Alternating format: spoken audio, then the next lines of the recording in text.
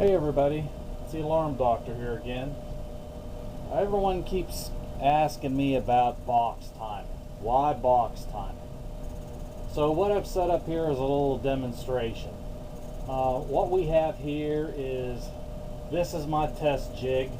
Kind of Frankensteinish, but I did build it over 20 years ago. I use a Rectox rectifier to power it through a variable resistor. And I have my milliamp gauge and a box mechanism. So what we're going to attempt to do here is to demonstrate why boxes have to be timed the same. It doesn't matter so much in your displays, but if you have a municipal system in operation, it's critical to make sure that the non-interfering features of these box mechanisms work. So what I'm going to do here is I'm going to power it up. Alright, we have our 100 mils on our circuit. Now what I have here is, this is a Peerless 3-fold mechanism that I have timed at 2-second timing.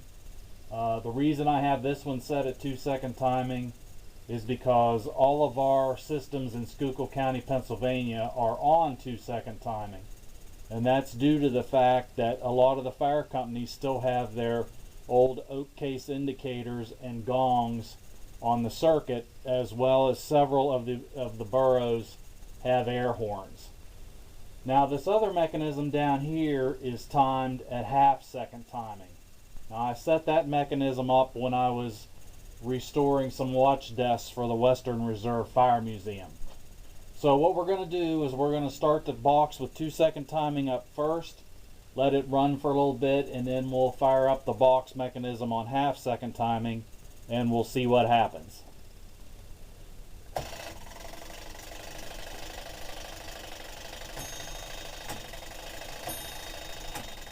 Okay, as you can see, it's sending its signal as normal.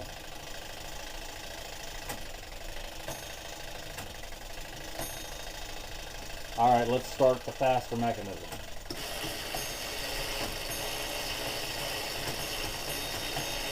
Okay, can you see what's going on here? It's going crazy. We're getting some strokes from the slow timed mechanism, and we're getting some strokes from the fast time mechanism, or we're not getting any strokes at all. So if this happened and the fire was at the same place, both these boxes got pulled for the same fire, you know, it probably wouldn't be that big a deal, because as you can see, the 1/2 round box stopped already. The 2-second timed box is still sending the signal, so there is the possibility that you might get 1 round complete. And like I said, that's fine if both of these boxes were pulled for the same fire. However, if these two boxes were across town from each other, then we definitely got a problem. So I'm going to spin the round wheel, or the round gear here, to shut this mechanism off, and then we'll put two mechanisms together that are timed the same, and we'll see how that works out.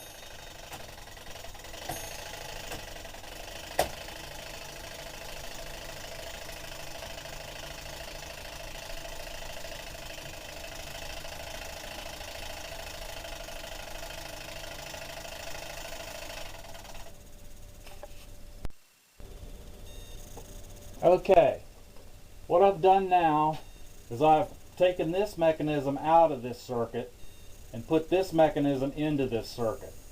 Now this is an older Peerless, it's not a 3-fold. However, both these mechanisms are timed the same at 2-second timing. Now it doesn't matter, this mechanism could be a very old mechanism. Could be weight driven, could be from the early 1900s, an Ideal or a Gardner. As long as they're timed the same, the non-interfering feature should work correctly. So I'm going to go ahead and start this mechanism again like we did the first time, and then I will start this mechanism, and then we'll see how this works out.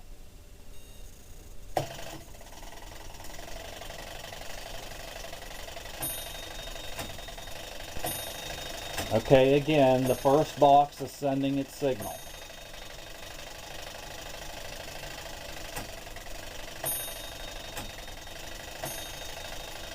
Alright, now I'm going to start the second box. Now as you can see right away, the bar here, the non-interfering coils dropped out. So this box did not start. Now the way this is supposed to operate is this box will continue to send its signal, and this box should idle until this one's finished.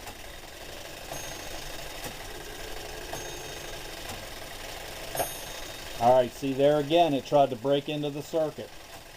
And because this box was still transmitting, it could not do that. And every round this box runs, it will try to break into the circuit. Okay, watch right here. It's going to try again.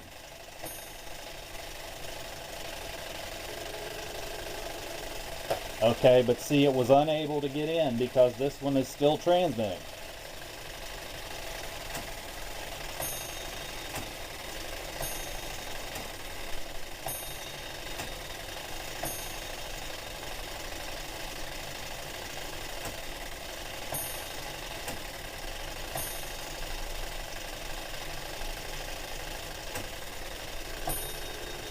There, try it again.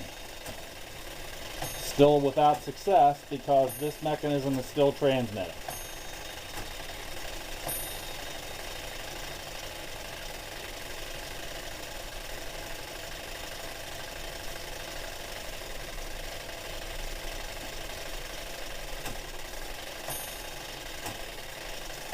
Okay, it's going to try again.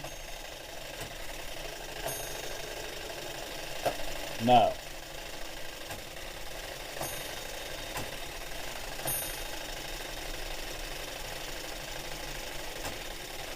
And theoretically, the way this works, you could have several boxes trying to transmit all at the same time, and as long as they're all timed the same, theoretically they should all eventually transmit their signal. Now, some of the older mechanisms will only try 8 times or 16 times to get into the circuit and then shut down. Now, as you can see, this box quit transmitting and it allowed this box to get into the circuit. So now this box is going to transmit its 4 rounds.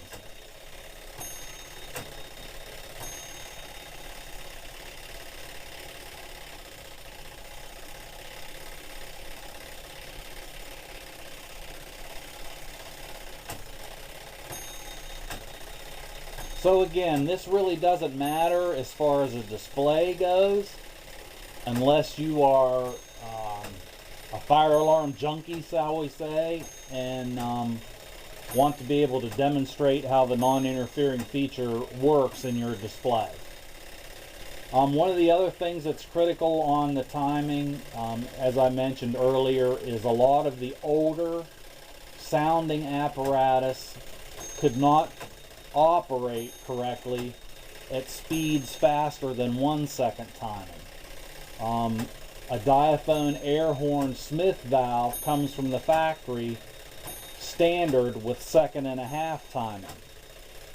Indicators and gongs really have a hard time keeping up if you're running any faster than 1 second timing.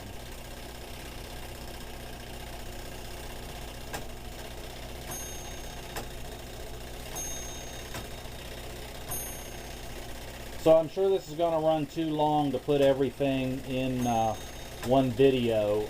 So stay tuned for the second half of this, and I will be showing you how to time these mechanisms. So this is the alarm doctor saying again, properly maintained, and I have to reiterate, properly maintained. There is no faster, more reliable way to alert the fire department than a fire alarm telegraph system. Stay tuned for part 2.